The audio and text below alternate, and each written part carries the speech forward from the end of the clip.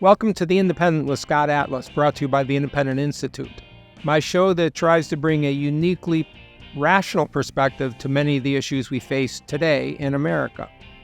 Today's guest, I'm delighted to say, is H.R. McMaster. H.R. is the Fouad and Michelle Ajami Senior Fellow at Stanford's Hoover Institution and also the Bernard and Susan Liautaud Fellow at Freeman Spogli Institute, and he also lectures at Stanford's Business School. HR and I have a conversation about several of today's hotspots in the world, including ongoing military battles arising under the Biden administration and how our elected leaders are functioning to keep us safe. Thanks for joining us and stay tuned.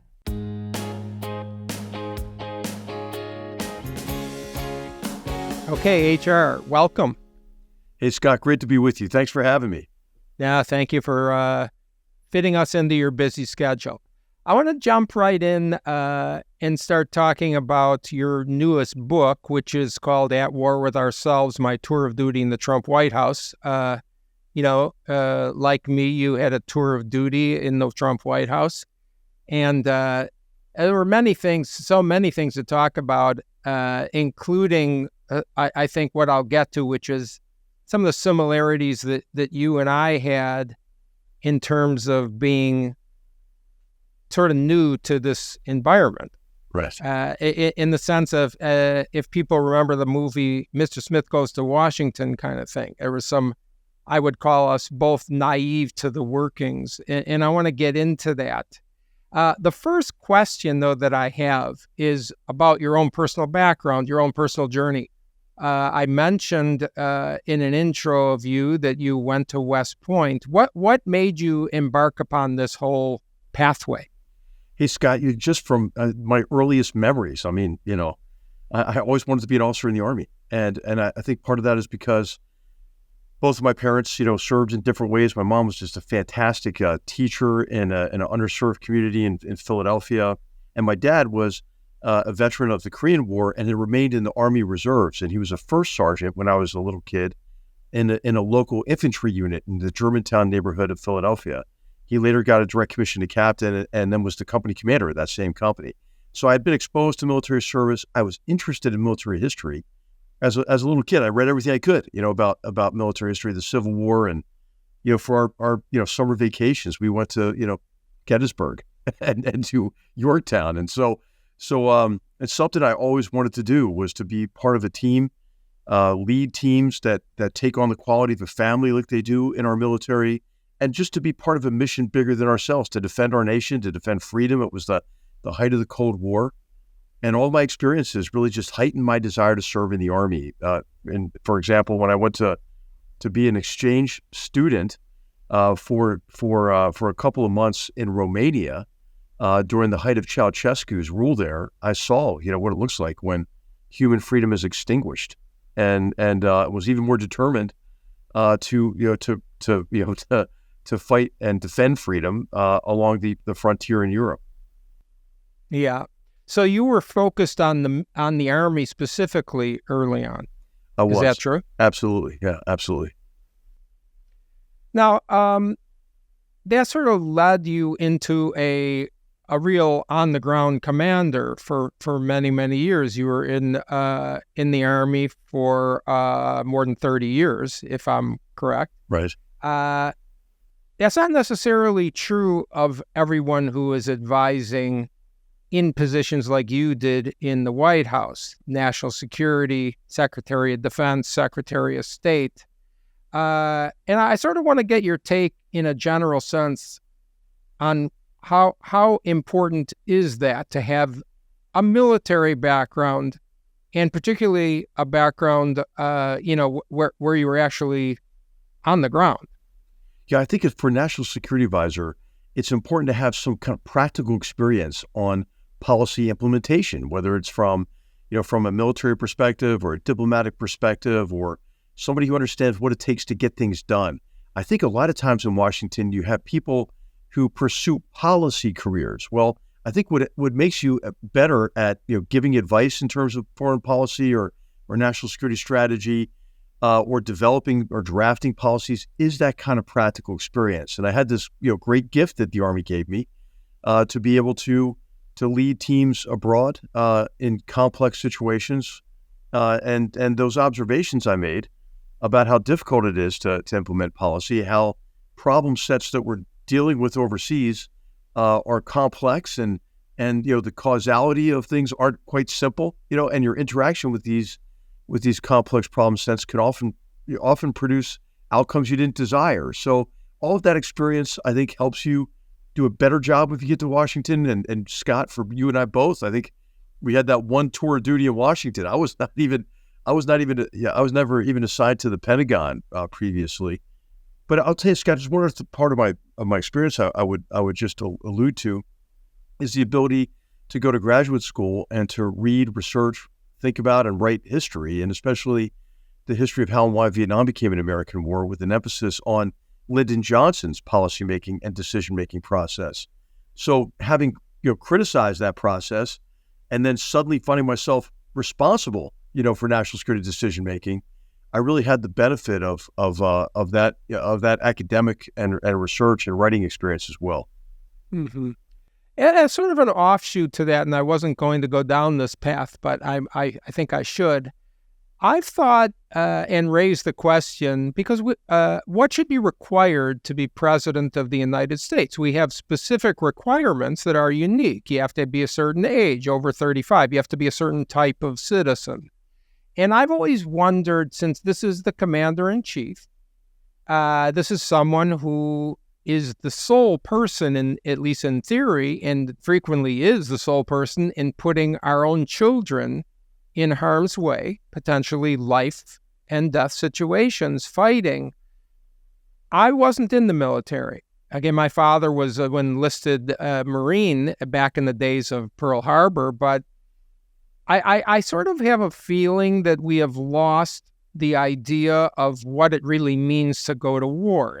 I'm asking this as a layman, and I feel like there's a value, a significant value, in having a president have a perspective of what that really means. It's very simple to be sitting at the top, not on the battlefield, in your Oval Office, assigning young people, young Americans, to potentially lose their lives. I sort of wonder why that isn't, or should it be, a requirement to have had maybe 2 years of military service as one of the requirements. Of course, this won't happen because that's such a major change, but I just thought I'd like your opinion on that. Well, I think military experience does a number of things for you. In the military, whether you're an officer or enlisted, you're given more responsibility at a younger age than almost any other walk of life. So I think that's beneficial to especially our veterans who, actually go on and make fantastic contributions to our society in many different walks of life. I mean, for me, I had a 5-year commitment at West Point, and I thought probably I would get out after 5 years. And that's what I told my wife. And then when I retired, Katie said to me, "Hey, thanks for the bonus 29 years in the Army," because I was just having such a great time, and it was so rewarding to serve. So how important is the perspective, though, for a president? I think it's important, Scott. You don't necessarily have to be a military officer, but I think you should have studied and thought about military and diplomatic history. That's why I think it's so important that military history and the study of it not just be limited to the military. And really that discipline has atrophied considerably across academia. And I think what you need to learn from history is what Sir Michael Howard said, is that, when you study history and what he suggested with depth and context, the tidy outlines of history that are often contrived, they melt away, and you realize that you have to consider, changes in the character of war, but also continuities in the nature of war. And you get that by studying war and warfare and with. In depth, you see the complex causality of events. It makes you sensitive to the human and psychological dimension of war. And then, of course, you have to place war in context of your economic strengths and capabilities, in context of what you're trying to achieve from a political and diplomatic perspective, in context of the will of your society, and so I think there are so many different facets of military history, but I think you can't go wrong with Sir Michael Howard's recommendation to study it in width, depth, and in context.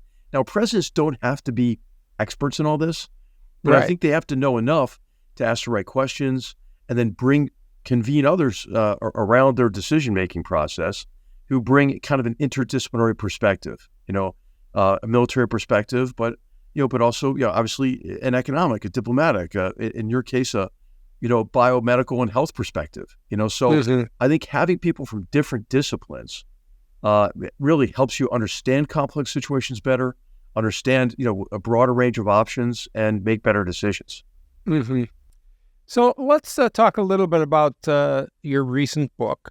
And, we are going to skip around quite a bit because there's so much in there. And I just got it yesterday and read almost all of it in one night. So uh, I want to start with sort of the broad topic of style versus substance. And the reason I'm bringing it up that way is because we all know that we have elected several presidents in a row to a great extent on the basis of style, in my view.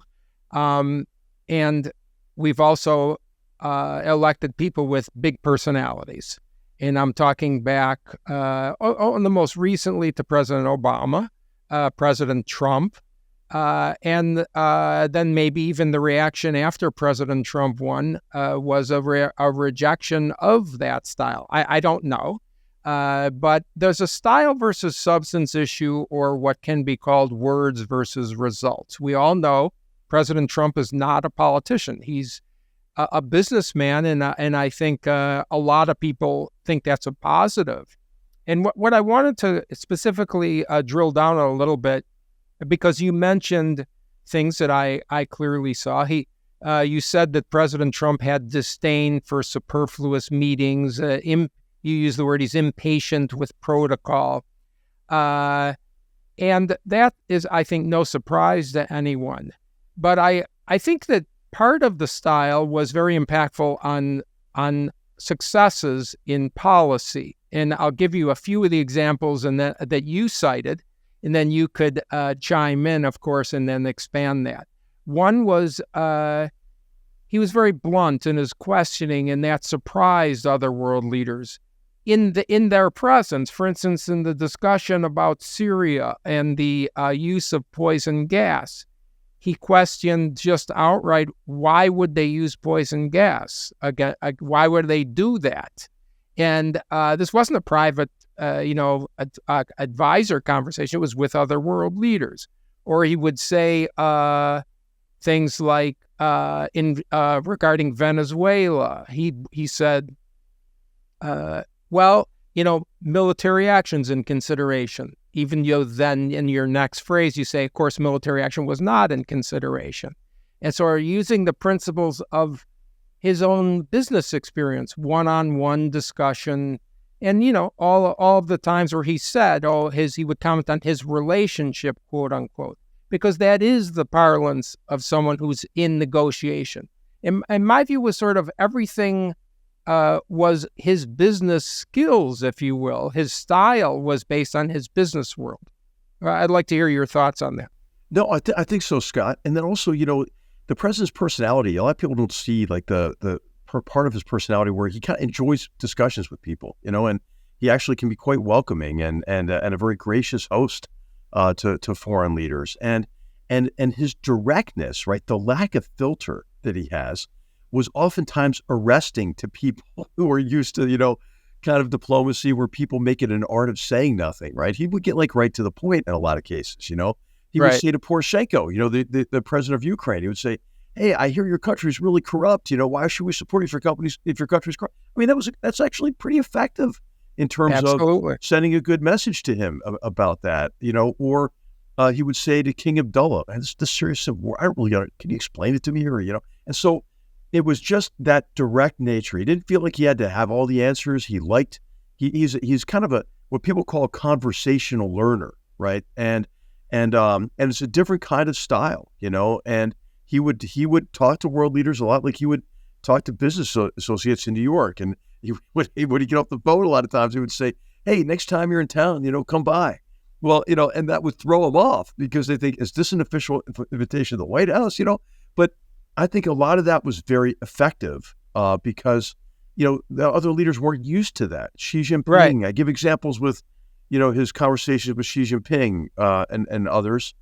I think that technique was effective many times. Now, sometimes he would, he would say things that, cut against his objectives, but it was really because he did let his guard down. Like he wasn't a person that kind of just go through talking points, so. Right. So, and again, as I write at War with Ourselves, that was more often than not effective. I think in the context of these presidents, they all have their personalities. They all have in their recent history very different personalities, and you've been quoted, I think, to the delight of the media that despises President Trump. That your discussion of him and the relationship with Russia and Putin, and what you sort of worded as an attraction, if I may paraphrase, to people who are powerful.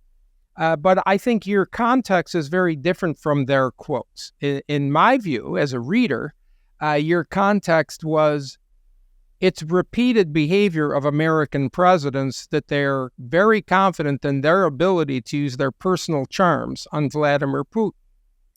And you go through, and maybe you could expound on that, on how that was done with George W. Bush, Obama, and President Trump, and sort of contrast what they did.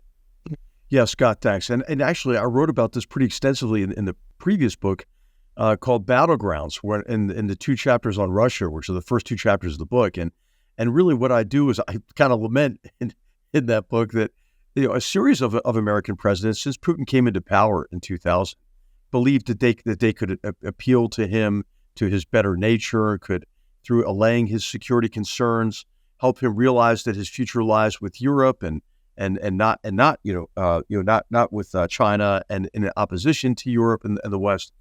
And it didn't work out for anybody, because Putin is a great liar and a great deceiver. And I go through some of my conversations with President Trump about this, but President Trump, fell into that same kind of trap, but that George W. Bush. So when George W. Bush first met with Vladimir Putin let a little crucifix dangle out of his shirt, and knew that President Bush was gonna ask him about it, And so Putin tells him a story about how this cross was his grandmother's, and his grandmother's house burnt down. This was the only thing that survived from the fire, and he's worn it every day ever since then.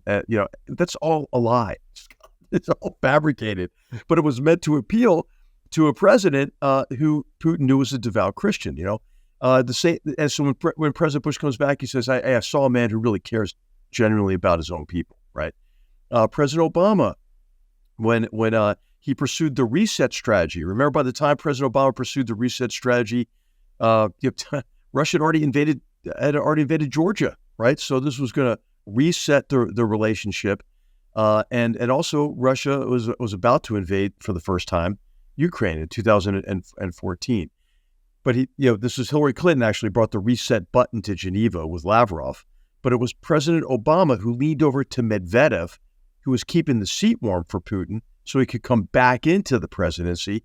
And he said, hey, I'll have more flexibility after the election. And what he meant is he was going to trade off missile defenses for Poland in the hope that, Putin would become, more cooperative because President Obama was allaying his security concerns.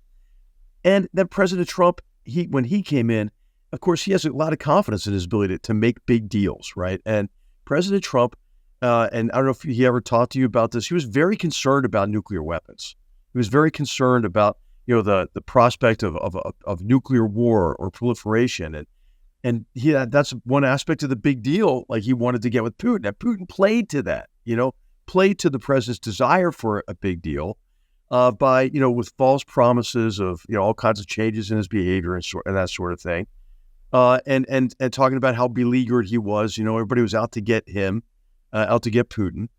But as President Trump was trying to separate the relationship with Putin from some of the key issues, he was also saying to Putin, like, why are you in Syria? How is that in your interest?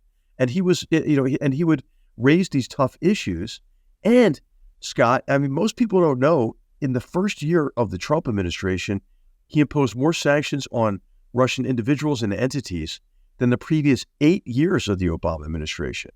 And when I went in and I tell the story at War With Ourselves, I tell the story of going into the back room in the Oval Office, the dining room there, and talking to the president about his policies, kind of reviewing the year. It was like a year in review time. It was early December.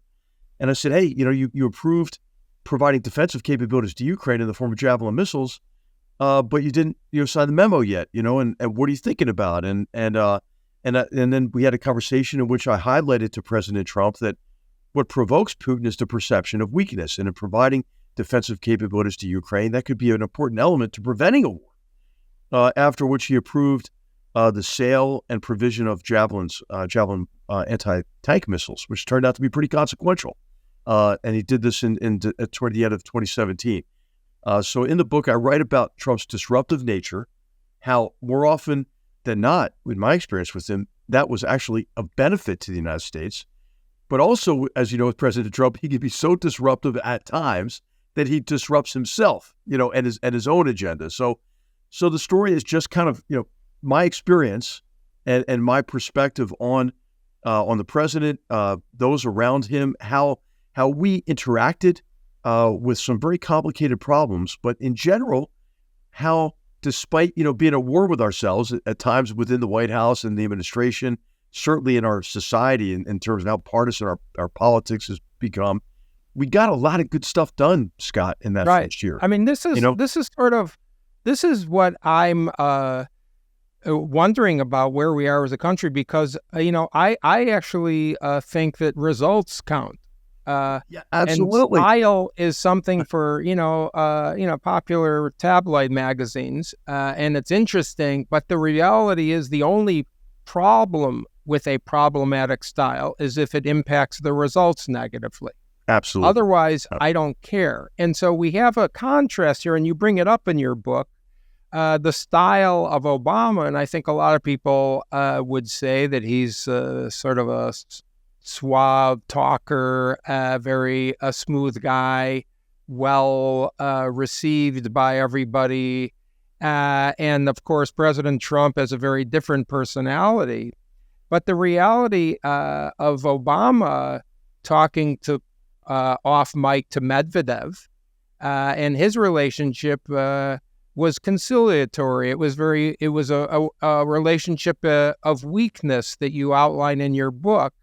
And the consequent, or Obama going to Cuba and doing the wave with our adversary. I mean, a communist dictator. Right, absolutely. I mean, this is a guy who may be a president who's well liked by all kinds of people superficially, but in the end, the results to me are what matter. Yeah, I completely agree. And you led in with this, talking about how, politics has become so performative rather than formative. And I'm borrowing that from Yuval Levin. It was at the American Enterprise Institute. He writes about, American political institutions, and is a great scholar of this, and I think you're right. I mean, we need our political leadership, our political class, to focus on results, and I think that, when you look at the, kind of the nature of these campaigns, a lot of it's form over substance. And I would say certainly you can see that now with Vice President Harris, who did not sit for an interview until recently. And everything was about like the good feeling, coming out of the convention. I would say even President Trump, he sort of tends toward the performative these days. What I would love to see, is a debate about the policies. I would love to see both candidates talking about what would they do to advance American interests. What would they do, to cope with some of these very significant dangers we see in the world today, Scott? These cascading crises. From the first major war in Europe since World War II. The kind of the violence and suffering across the Middle East associated with Iran's support for these terrorists and militias, and how I think they've activated the whole ring of fire around Israel in an effort to destroy Israel. and kill all the Jews. I mean, I think that's really what Iran wants and is using these proxy forces to do. And then, China's getting much more aggressive, Scott, in the South China Sea, but also economically. I think China may take actions, to kind of try to crater our economy here in the coming months. I want to go through some the specific sort of areas and talk about, I'll call them hotspots, but they're also very relevant to what happened under President Trump versus under President Obama versus under President Biden. And I think this is very important for people to understand because, again, I would hope, although it's probably not true, but I wish that our country was focused on results and actions rather than style. But let's go through some of these areas because there's so many things going on here. And I'd like you to see what you think about how we handled it under Obama, under Trump, and under Biden. First is the Middle East. Okay, we had what seemed to be decades of this desire from when I was a little kid about a two-state solution. We had many starts and stops over the decades for having support of Israel, but having them survive. And I think we have a president in your experience, President Trump, who was very specifically active about the Middle East and Israel. I'd like you to hear what you have to say about what President Trump did and how that compared to what happened under Obama and what happened subsequently under Biden. Well, hey, thanks, Scott. This is a big part of the book, and I read about how when I came into the job unexpectedly, I was really happy to be able to help a disruptive president disrupt some things that need to be disrupted, and in particular, the Obama administration's approach to the Middle East, and especially the conciliatory approach to Iran, which had resulted in the Iran nuclear deal, or the JCPOA. And that Iran nuclear deal was fundamentally flawed for a number of reasons. The deal itself was based on concession after concession that really wound up with a very weak inspection and verification regime, had a sunset clauses that would allow really Iran, because of that poor verification as well, to continue development of nuclear weapons and get to a threshold capability. It didn't include the missiles, that would deliver Iranian nuclear weapons. But also the main flaw was it gave Iran sanctions relief, which filled the coffers of the Islamic Revolutionary Guards Corps and the proxy forces and terrorist organizations that they support across the region, from the Hashd-e-Shaabi militias in Iraq to the Houthis in Yemen, to bolstering the Assad regime with a proxy army in Syria, and of course Hezbollah, Hamas, and Palestinian Islamic Jihad. And what President Trump did is he completely reversed that strategy. The formal announcement of that strategy was in September of 2017. I would recommend your viewers read that speech he gave on Iran.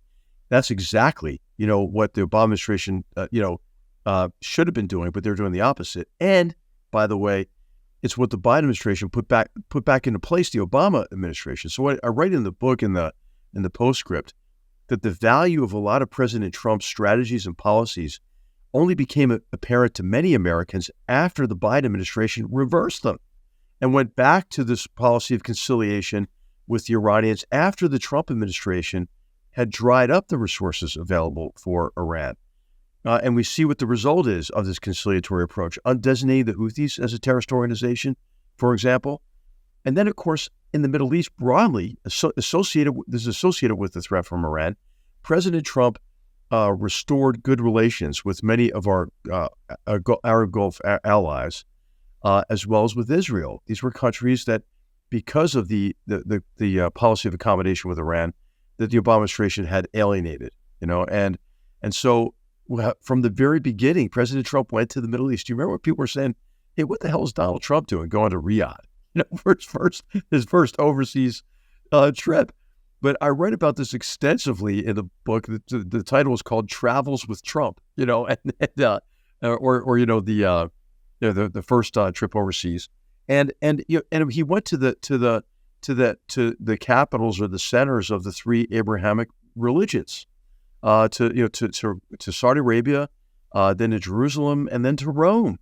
And his message was really a profound message, which was one of also all being people of the book, to use the Muslim phrase, and the need for all of us to take a very strong stand against these Islamist extremists who are driving the cycle of violence and posing a threat to all civilization.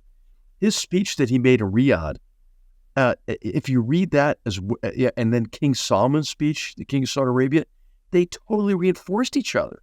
And then we said from the beginning we want to pursue the normalization of relations between Gulf states and Israel. What did people say, Scott, back then? That's crazy. That'll never happen.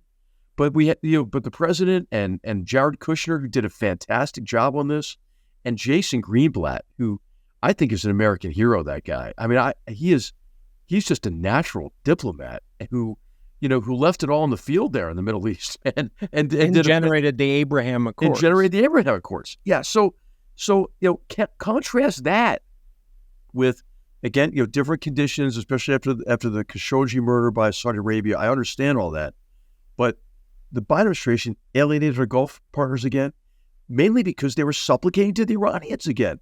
They stopped reinforcing the sanctions, which resulted in about $80 to $100 billion of additional revenue for Iran, let alone the direct transfers of funds. And another direct transfer of funds, they were getting ready to make another payment to the Iranians just before the October 7th mass murders in Israel. So it's just astounding to me, the fecklessness of the Biden administration's policy and how it cuts directly against American interests and the interests of our allies. And this is still underplayed, I think, the success of the Trump administration in the Middle East. And I think it points to, frankly, the distortion of American media, sadly, because I think under a different president, this would have been clearly Nobel Peace Prize type things, although I have come to realize these awards are meaningless. But the reality is that was one of the great changes of stabilizing the Middle East. And it was based on, if I can really be succinct, in a business relationship, in understanding that countries want to prosper and prosperous countries are good for their citizens. Right. And of course, you're still going to have, ideology, and people who don't care about economic progress because, for example, Hamas doesn't give a damn about the Palestinian people, their own people. They deliberately try to get them killed, but they also divert any kind of, economic benefit or any kind of assistance or aid into their terrorist infrastructure, So I think that economics isn't going to solve everything, but people were kind of ridiculing the Trump administration when they came up with that plan for regional economic integration. I think it's still an important contribution, even though it might be shelved for a while right now.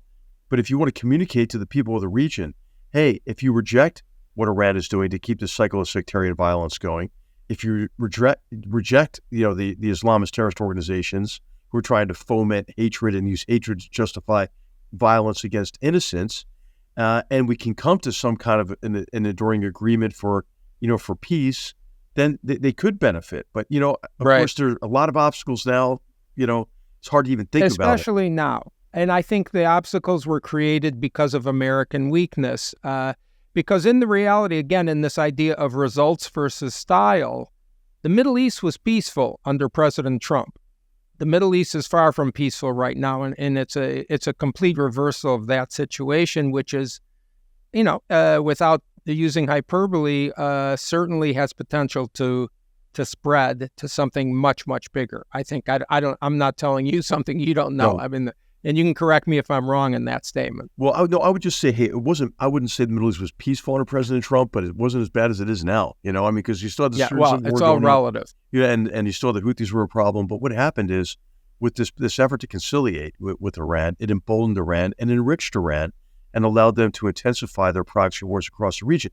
I think it's really important, Scott, to realize, to recognize that Iran is willing to expend every Arab life in their effort to push us out of the region so they can isolate Israel, destroy Israel, and kill all the Jews, okay? And, people think, well, that sounds kind of like Dr. Evil-esque, right? No, that's exactly what they want to do. You just have to listen to them, And so it's really, I think, important to recognize the nature of the challenges.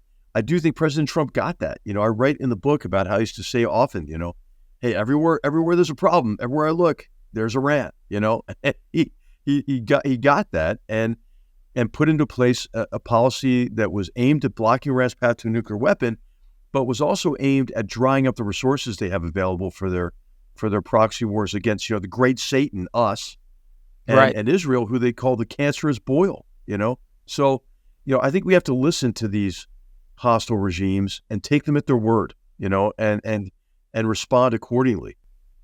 Thank you for listening to part 1 of my interview with today's guest, H.R. McMaster. For part 2, come back soon.